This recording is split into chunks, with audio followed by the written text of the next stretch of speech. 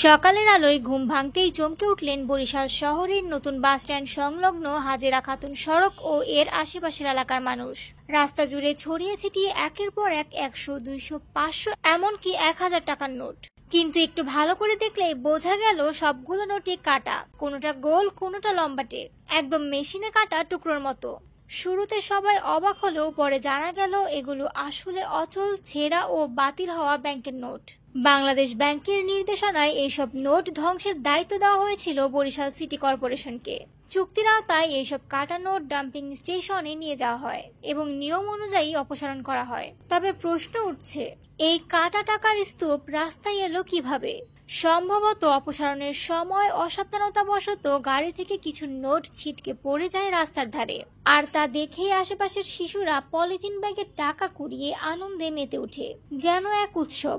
অন্যদিকে পথচারীদের মধ্যে দেখা গেছে মিশ্র প্রতিক্রিয়া, কেউ হতাশ, কেউ আবার ক্ষুব্ধ।